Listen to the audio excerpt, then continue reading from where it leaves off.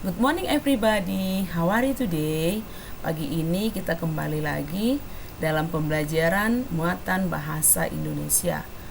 Tema 1, selamatkan makhluk hidup. Subtema 2, hewan sahabatku. Kita masih lanjutan pembelajaran kita sebelumnya ya. Potensi ekonomi negara-negara anggota ASEAN. Oke, perhatikan ya. Kondisi geografis di Asia Tenggara membantu penduduknya memanfaatkan hewan dalam kehidupan sehari-hari. Di dalam kehidupan sehari-hari ini ada yang dimanfaatkan untuk makanan, ada yang dimanfaatkan juga untuk binatang peliharaan dan lain-lain ya. Ikan banyak dijual dan dikonsumsi. Hewan ternak banyak yang dijual di dalam negeri, bahkan sampai ada yang mengekspornya.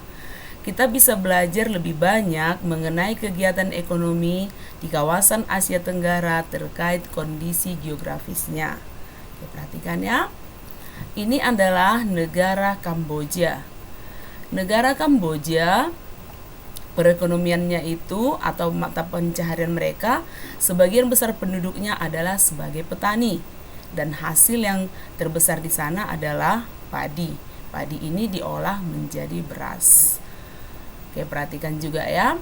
Kegiatan ekonomi di bidang pertanian itu selain di bidang pertanian ada juga di bidang pariwisata dan juga tekstil. Oke. Ini dia negara Kamboja. Kita baca ya.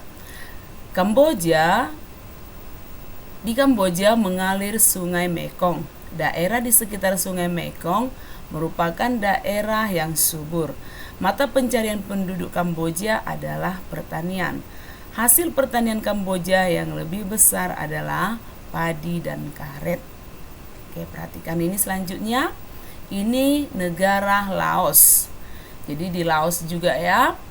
Negara ini bergerak di bidang ekonomi pertanian.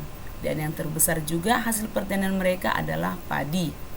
Jadi Laos juga selain dari penghasil padi, juga terdapat di sana tembakau, ubi, jagung, dan buah-buahan, termasuk juga hasil pertaniannya ya.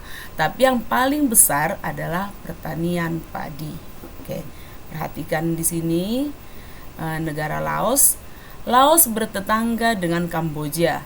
Negara ini dilewati oleh aliran Sungai Mekong. Sama seperti di Kamboja, kegiatan pertanian banyak dilakukan di sepanjang aliran sungai ini. Sebagian besar hasil pertanian dinikmati oleh masyarakat Laos. Oke, next, yang ketiga, Malaysia. Perhatikan ini negara Malaysia. Jadi di Malaysia juga selain pertanian, ini teknologi juga ya. Teknologi di Malaysia dengan berbagai macam industri sangat menopang untuk mata pencaharian penduduk di Malaysia. Negara dan kegiatan di bidang ekonomi pertambangan, perindustrian, perdagangan, itulah di negara Malaysia. Sumber daya alam yang jadi andalan Malaysia itu karet dan timah. Oke, perhatikan di sini ya. Malaysia. Kegiatan ekonomi utama penduduk Malaysia adalah di bidang pertanian. Di bidang pertanian tadi juga seperti yang saya jelaskan ya. Mereka juga selain menanam padi, terdapat juga di sana tadi buah-buahan, ubi, jagung, dan yang lainnya. Oke, perhatikan. Jadi selain pertanian, pertambangan, dan perindustrian. Perdagangan internasional merupakan salah satu kegiatan ekonomi Malaysia yang mengalami pertumbuhan dengan cepat.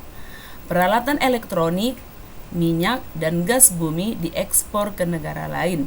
Produk dari kayu, minyak, sawit, karet, tekstil, sepatu, dan bahan-bahan kimia diperdagangkan di dunia internasional. Itulah negara Malaysia ya. Oke, selanjutnya perhatikan di sini. Jadi keterangan-keterangan tadi itu terdiri dari 3 negara tadi ya, Kamboja, Laos, dan Malaysia. Oke, perhatikan tugas. Tuliskan kesimpulan kegiatan perekonomian dari negara Kamboja, Laos, dan Myanmar. Kalau sudah selesai dikerjakan, kirim ke WA pribadi Miss. Kalau ada yang kurang paham, boleh juga ditanyakan. Jadi sampai di sini dulu pembelajaran kita untuk materi bahasa Indonesia. Nanti akan kita bertemu kembali lanjutan pembelajarannya di pembelajaran selanjutnya. See you again, student.